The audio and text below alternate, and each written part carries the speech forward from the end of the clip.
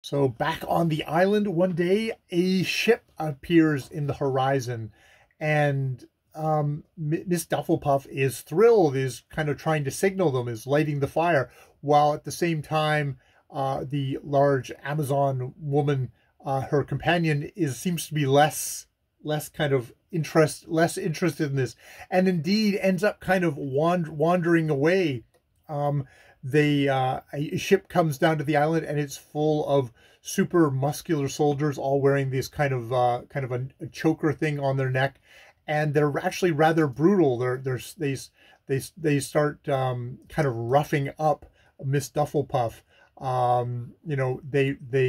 She's wrapped in kind of in furs and stuff like that, and they're ripping away to kind of apparently see her, and maybe even more.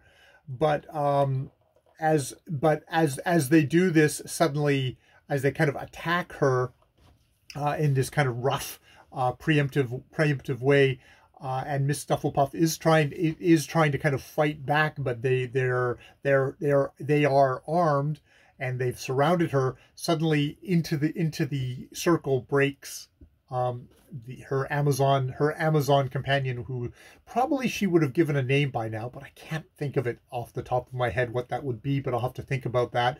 Probably something to do maybe with her appearance, or just kind of a certain quality that Miss Dfflpff notes about her, probably because something about her gentleness, like leaf or feather, something like that. Maybe feather.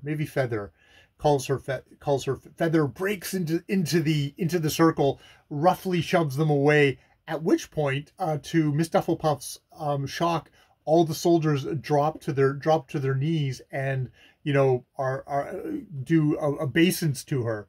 And finally, one of the Miss Feather kind of motions roughly for the head guy to stand up. And he holds out trembling. He takes off his choker and hands it to her. At which point, Miss Dfflpff notices he too has a little scar on the base of his neck.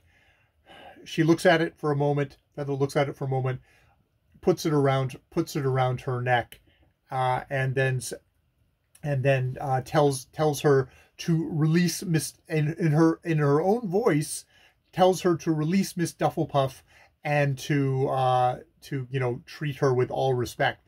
At which point, the kneeling soldiers, who still have their harness, and indeed maybe the head guy pulled out another one for himself, they go, "Yes, my queen," and immediately obey her. Dun dun dun. And that is the end of number 15 of Mrs. Dfflpff.